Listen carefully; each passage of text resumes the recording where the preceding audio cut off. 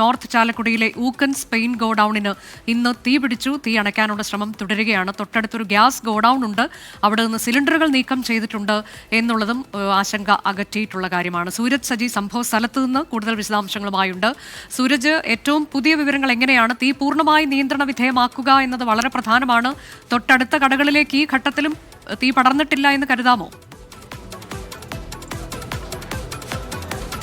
അനുജ, തുടർച്ചയായി ഇപ്പോൾ ഈ ഫോം പമ്പ് ചെയ്തുകൊണ്ടിരിക്കുകയാണ്. കൂടുതൽ യൂണിറ്റുകൾ അടക്കം ഇങ്ങോട്ടേക്ക് എത്തി. പക്ഷേ ഇത് ഈ ടർപ്പനും പെയിന്റും ആയതുകൊണ്ട് തന്നെ തീ പെട്ടെന്ന് അടയ്ക്കുക എന്നത് പ്രയാസകരമായിട്ടുള്ള കാര്യമാണ്. തുടർച്ചയായി ഫോം പമ്പ് ചെയ്യുന്നുണ്ട്. കാരണം തീ കെടുത്തിയ മേഖലയിൽ പിന്നീട് ഇത് പുകഞ്ഞ് കത്തുന്നതിനുള്ള ഒരു സാഹചര്യം കൂടിയാണുള്ളത്. അതുകൊണ്ട് തന്നെ അത് ഒഴിവാക്കുന്നതിനുള്ള ഒരു നീക്കമാണ് നിലവിൽ ഫയർഫോഴ്സിന്റെ വിവിധ യൂണിറ്റുകൾ ചേർന്ന് നടത്തിക്കൊണ്ടിരിക്കുന്നത്. ഇപ്പോൾ നമ്മളോടൊപ്പം ഫയർഫോഴ്സ് ഓഫീസർ കൂടി ചേരുകയാണ്.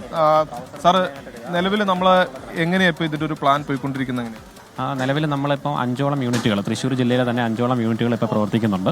ഈ 5ഓളം യൂണിറ്റുകളിൽ തൃശ്ശൂർ, ചാലക്കുടി, ഇരിങ്ങാലക്കുട, പുതുക്കാട്, മാള, അപ്പോൾ അങ്കമാലി ഉണ്ട് അല്ലേ, തിരുവനന്തപുരത്ത് അങ്കമാലി. ഇപ്പോൾ ഇത്രയും പേര് വന്നിട്ട് നമ്മൾ ഫോം കോമ്പൗണ്ടാണ് മെയിനായിട്ട് ഉപയോഗിക്കുന്നത്. കാരണം ഫോം കോമ്പൗണ്ടിൽ ഇപ്പം സാധാരണ നമ്മൾ വാട്ടർ ഉപയോഗിച്ച് കഴിഞ്ഞാൽ പെട്ടെന്ന് തീ കൺട്രോൾ ചെയ്യാനായിട്ട് പറ്റത്തില്ല.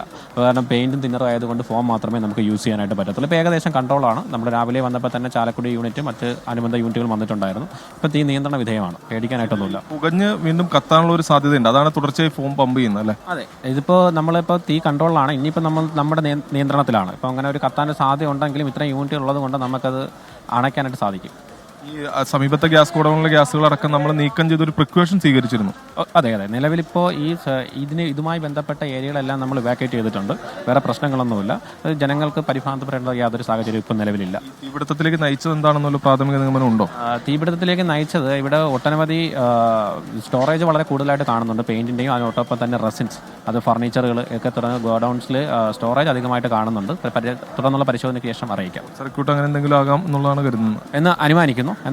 കാരണം തുടക്കത്തിൽ രാവിലെ ഇത് ജീവനക്കാർ ഓപ്പൺ ചെയ്ത സമയത്താണ് ഫയർ ഉണ്ടായതെന്ന് ഇങ്ങനെ ഉടമ പറയുന്നുണ്ടായിരുന്നു. അപ്പോൾ അത് പരിശോധനയ്ക്ക് ശേഷം അറിയിക്കും. എന്തായാലും വിശദമായ പരിശോധന ഉണ്ടാവും ഈ വിഷയത്തിൽ.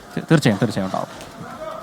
അനുജ, അത് തന്നെയാണ്. അതായത് രാവിലെ ജീവനക്കാരെത്തി ഇത് തുറക്കുന്ന സമയത്താണ് ഈ തീപിടുത്തം ഉണ്ടായത് ശ്രദ്ധയിൽപ്പെടുന്നത്. പക്ഷേ ഇപ്പോൾ ആ ദൃശ്യങ്ങളിലേക്ക് പോയാൽ ആ പുക ഉയരുന്ന ഭാഗത്ത് ആ പുക ഉയരുന്ന ഭാഗത്തു നിന്നാണ് തീ പടരുന്നത്. പിന്നീട് ഇതിന് മുൻവശത്തേക്കടക്കം വലിയ രീതിയിൽ ആളിക്കത്തുകയായിരുന്നു. ഇതോടുകൂടി ഇവർക്ക് ഇവിടെ ഈ പെയിന്റ് ടിന്നുകളടക്കം ഇവിടെ നിന്ന് മാറ്റാൻ, ഇപ്പോൾ നമ്മൾ നിൽക്കുന്ന ഈ ഭാഗത്തുണ്ടായിരുന്ന ടിന്നുകളടക്കം മാറ്റാൻ ഒരു ശ്രമം നടത്തിയെങ്കിൽ പോലും അത് വിഫലമായി.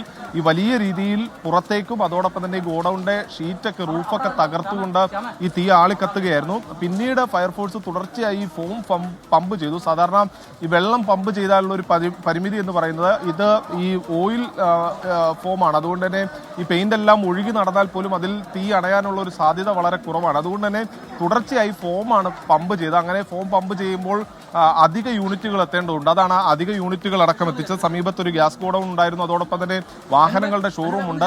അതെല്ലാം തന്നെ നിലനിന്നതും ഈ വലിയ രീതിയിൽ തീ ആളിക്കത്തിയതും ആശങ്കക്കിടയാക്കി. അതുകൊണ്ട് തന്നെ അവിടെ നിന്ന് ഇപ്പോഴും തീ ആളിക്കത്തുന്നതാണ് ദൃശ്യത്തിൽ കാണുന്നത്. അത് നിർത്തിയ മേഖലയാണ്, തീ കെടുത്തിയ ഭാഗമാണ്. അവിടെ വീണ്ടും തീ ആളിക്കത്തുന്നു.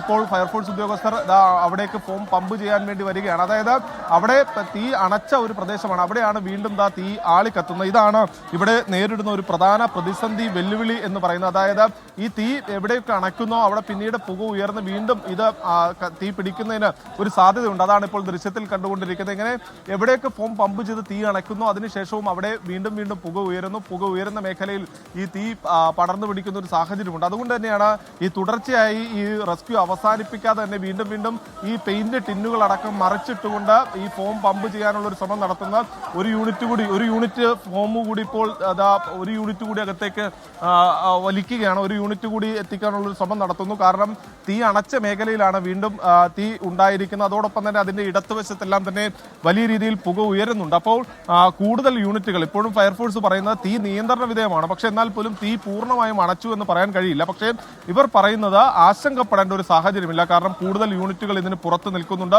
ഏതെങ്കിലും തരത്തിലുള്ള ഒരു പ്രതിസന്ധി ഉണ്ടായാൽ സജ്ജമാണ്, നേരിടാൻ സേന സജ്ജമാണ്. സേന അതിനുള്ള കരുത്തിലാണുള്ളത്. എന്തായാലും തീ നിയന്ത്രണ വിധേയമാണ്, പൂർണ്ണമായും അണയ്ക്കാൻ സാധിച്ചിട്ടില്ല. അനുജ. ശരി, പൂർണ്ണമായി അണയ്ക്കാൻ സാധിച്ചിട്ടില്ല എങ്കിൽ പോലും ചാലക്കുടിയിലുണ്ടായ തീപിടുത്തം തീ നിയന്ത്രണ വിധേയമാക്കിയിട്ടുണ്ട്. പക്ഷേ ചില സ്ഥലങ്ങളിലെങ്കിലും തീ അണച്ചയിടത്ത് നിന്ന് വീണ്ടും തീ കത്തിപ്പടരുന്നുണ്ട് എന്നുള്ളത് അവിടെ ഒരു ആശങ്കയായി നിലനിൽക്കുന്നുണ്ട്. പക്ഷേ കൂടുതൽ ഫയർഫോഴ്സ് യൂണിറ്റുകൾ അവിടെ എത്തിയിട്ടുണ്ട്. ഒരു ആശങ്കയുടെ സാഹചര്യം നിലവിലില്ല എന്നുള്ളതാണ് അധികൃതർ അറിയിച്ചത്.